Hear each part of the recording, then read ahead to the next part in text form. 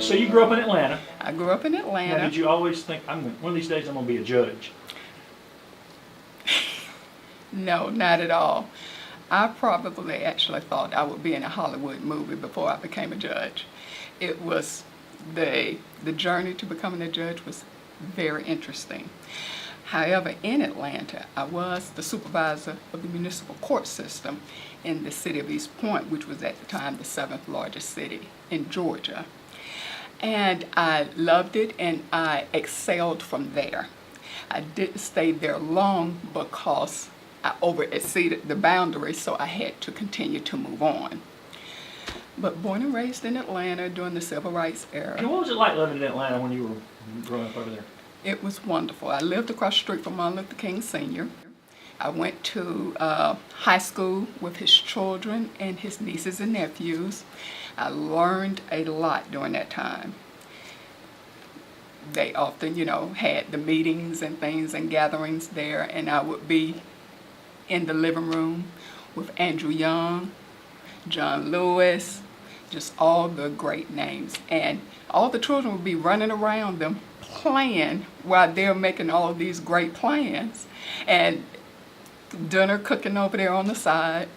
We'd go outside and play on the swing. And the next Saturday or whatever day, here we are. And this big event that we were part of, but we didn't understand that much at that time. But it was wonderful. I loved it. It shaped who I am today. At what point did you begin to understand how important that was? We knew, but I guess maybe around the age 8 to 10. And that's when things started, because I was growing, things were starting to happen to me that affected me, where I had to come home and ask my parents why and what was going on. And of course they would sit down, they always sat us down and explained to us exactly what was taking place and what we needed to do or not to do. But they had to go into depth as we got older, because we were faced upon it one-on-one. Did you see it getting better as you got older, and did you watch the change happen while you were? Yes, I did. And Atlanta was, from my understanding and having lived in other places, even though that may have been a center point of the Civil Rights era, we still, because it was such a bigger area, we may have been, the word is not shielded, it's just we had the important people right there in our neighborhoods. So we understood it from a very young age, and we just knew what we needed to do, and our posture on how we dealt with it may have been different from if you were in a smaller town. Did you meet Dr. King Jr.? Every day. Every day. Every day, unless he was out of town for some reason. And in fact, there were so many times when they would be out of town that we would have to watch their house, and especially during Christmas time. And there were many times when my mother and father would decorate their house, and they would just go buy the things and put it on their house and tell them we have everything covered for you, give them a call. And we have a lot of mementos. We have council checks that they have given us, because telegrams, I believe, what was it? Oh, it was the telegrams back then. I can't think of the name of the yellow telegram. Mm-hmm. We have those, signed books, signed, just so many mementos. Also, when he did pass away, we had a function at our home where people came in and gave their condolences to the family. What do you remember about that day when y'all heard what had happened?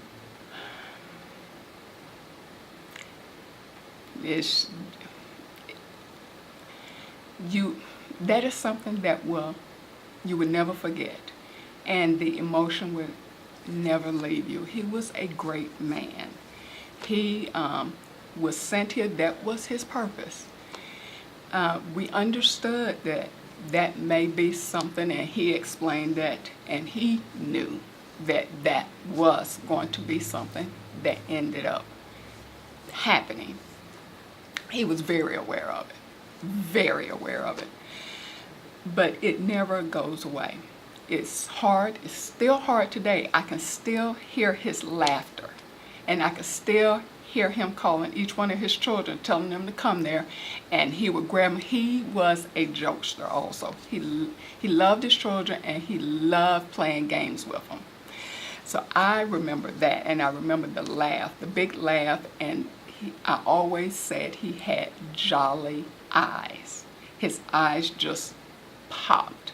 They had purpose, but you could see the happiness in his eyes. Well, that sounds like something you've carried with you your whole Yes. life, having that experience, knowing him and his family. And The positive attitude. And that's what gets you where you need to go in life today. It's, you're going to be confronted with life every day, all day, but it's how you deal with it. You turn negatives into positives, and you turn them into opportunities.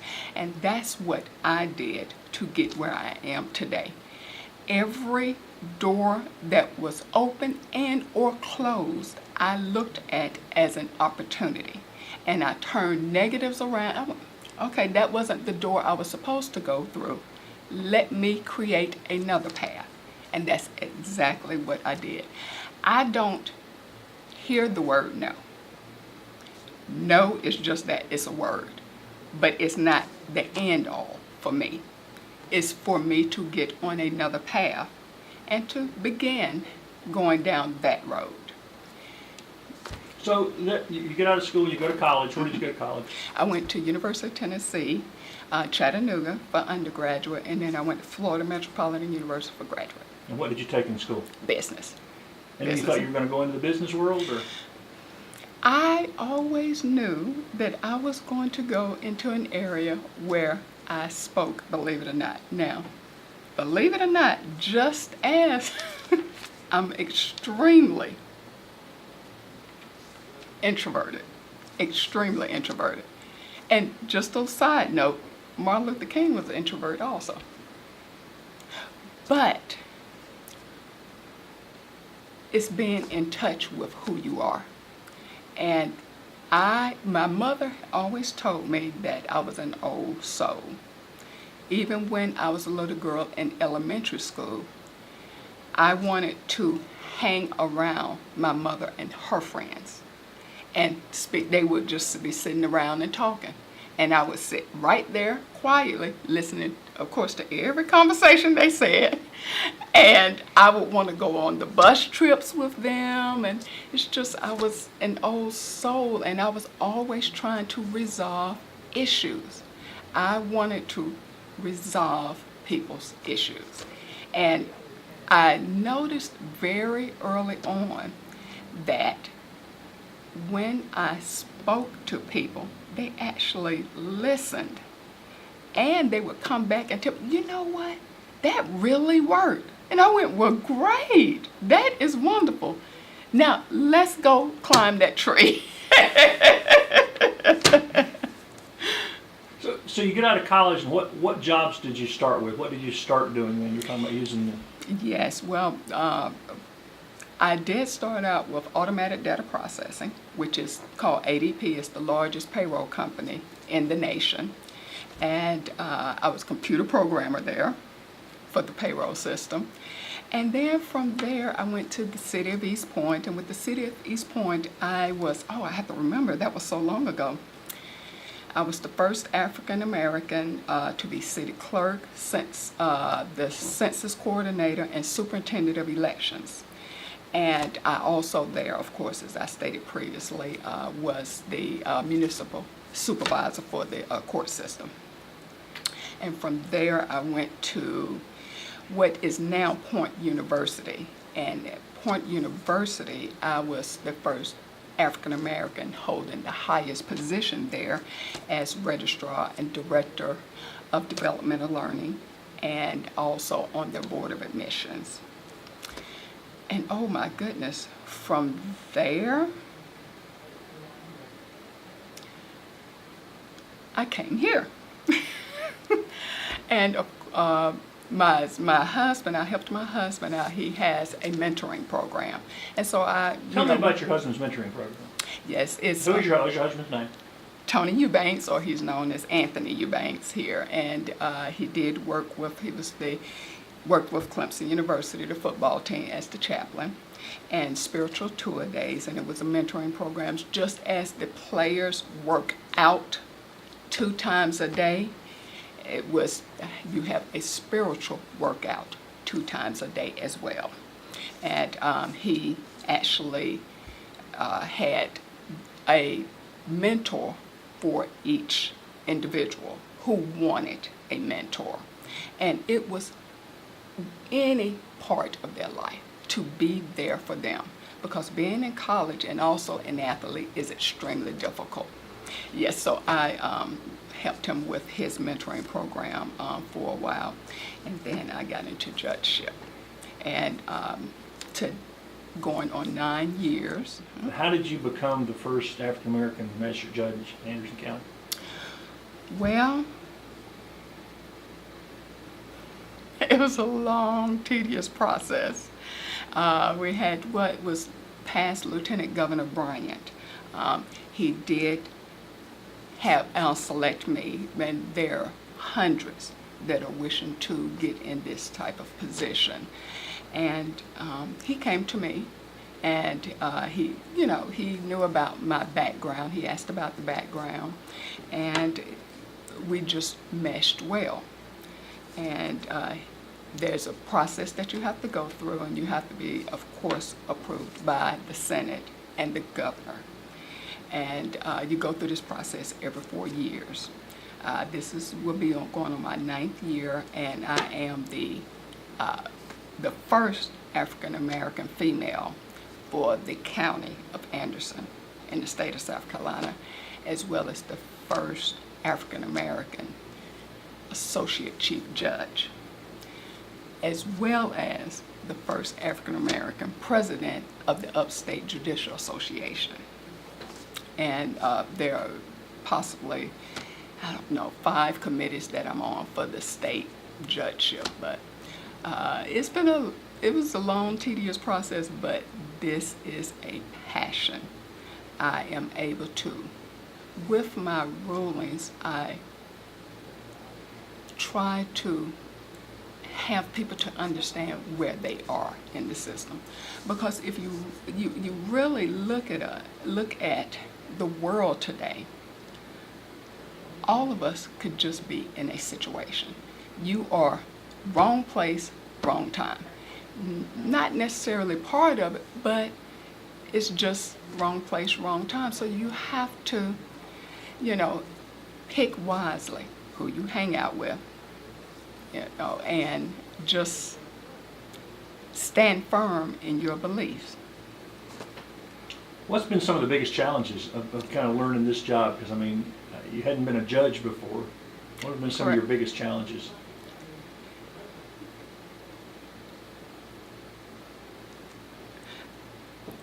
If you need to think about it, that's fine. Oh my goodness. Well, let's talk about it this way then. What's your favorite part of the job? Actually, when they come before me, there's always going to be someone who wins a case, someone who loses a case. You try, and that's basically in civil. I try to make it to where, number one, if they cannot come to a consensus, because a lot of times it's the lack of communication, and they want to be heard. There are many times where I've actually had them to leave my courtroom and they have come to an agreement. It's just they need a place to be able to communicate with each other and hear each other, and that's the key. So it can sometimes be, when you make a ruling, it is what it is by the law. And you understand that that may have been their first offense, but because they broke the law, there are repercussions. And you just hope that they learn from the situation and that they don't continue to go down that road. You want better for everyone, but sometimes everyone just isn't there yet. They have to be there. You can't force them. You can only get them to think. I can't make them do anything. I can only get them to think about their situation and try to be better. That seems like a tough haul sometimes. It is, but everything for me and my job is by the law. That's how I have to roll. How have you, you moved here from, a much bigger place. What have you thought about living in Anderson the last decade? I absolutely love it. Believe it or not, I am a big city girl with a small town heart, but Anderson isn't a small town. But I, in the end, wish to go to the mountains and settle and retire in the mountains and have my horse and my dog, and I will be happy. I've absolutely loved being here in Anderson. Well, you said that. How much longer do you think you want to be a judge? Until they kick me to the curb. So you're not going anywhere until they ask you to get on your horse and ride to the mountains. Exactly right. We have to retire at the age of 72. So I have a few more years. And I don't look or I plan to go anywhere. But as long as they have me, I will be here. But your friends from Atlanta, they say, why are you living in Anderson, South Carolina? What do you tell them about Anderson? I tell them it's a great town, and you actually get to breathe. You get life, you have life, but you're able to enjoy it. Atlanta is busy. I remember living in Atlanta, even in the 80s, my job was 30 minutes away, and it would take me 2 hours to get to work. And that was with no accident. So you get to live and enjoy life instead of life beating you at your door and all you're trying to do is get home so you can settle down, and by that time it's too late because now you got to go to bed, wake up, start the same thing. I get to enjoy life here. And the games help. The games and I love all the concerts at the Civic Center, and it's just wonderful. I'm close by the mountains. I can go on the lake. I can go to the mountains, which I love and do often, and I do my horseback riding. And I love it. I caught that passion. Oh yes. You kind of touched on this a little bit, but do you have like a philosophy of life or something that you've raised your kids and stuff to try to remember? Or if you've had somebody maybe even come in your courtroom and you feel like you could help them, is there something you try to tell people that would help them put them on a better path? The first thing is that you're not a product of your circumstances, that you are a product of your choices. And that is very key. And I've tried to tell my boys that and raise them that way, that your choices determine your future. You have 2 sons, right? 2 sons, yes. And always to treat others as you wish to be treated, because you don't know their circumstances and what they've had to go through to get where they are today. And you have to understand everyone's different. That's what makes the United States what it is today. Everyone is different, and you have to respect that. And so I make sure that they understand and treat people fairly. That is key. And to listen. Sometimes people just want to be heard. We're so busy nowadays. We are trying to finish other people's sentences and not let them talk. Now, I remember growing up where from the moment I got up, I had to go outside and play. Don't come in until the street lights come on. And we didn't. And we enjoyed. We would drink the water out of the water hose and then go back out into the neighborhood and play. And all of the neighbors were our parents. If something happened, the neighbor down the street, my mother already knew before I got home.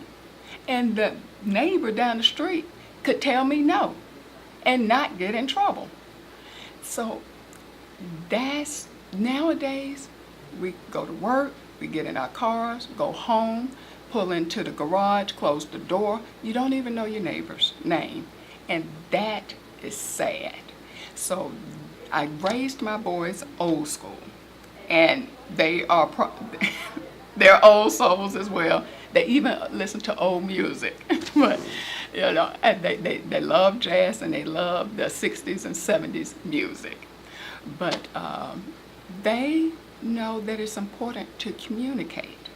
And both of them in school, they graduated four-year colleges, and both of them majored in business and communications as well, because I spoke so much on how it is important to talk to. Communication is key. And when people, you can have your differences, but if you know how to talk to people, everything could, you could be heard and things can be resolved. You may not agree with them, but that's okay. Do you feel like a lot of times the people you see coming before you, nobody's ever taught them that? They haven't heard that message? The world, they may have heard the message. It's just the world that we live in today is moving so quickly, and especially with social media, that it gets lost. And you get in the midst of what's going on in today's society, and it gets very difficult to pull away from it. So you have to have people surrounding you that are constantly keeping you on that level playing field of understanding. That's not real. That's not real. You know, you need to stay on this playing field. Don't go there, because that's just something that carry you in a different arena that is not good. It's not good, because that world is just, it's unexplainable, but because it's not real. What's on TV, what's on the media nowadays with regards to, you know, the film or magazines has been altered. So our perception of what's real in life today, we have no clue. We want perfection. Life is not perfection. It's not perfection. In fact, you learn and you grow from your imperfections. And how do you maintain hope that things can get better in light of all that? That's the only thing you can do. You have to hold on to something. You have to. Even in the world today, is so much going on. You have to maintain and hope that there is a better future for our children. It's got to be. We have no other options. We have no other options. We have to.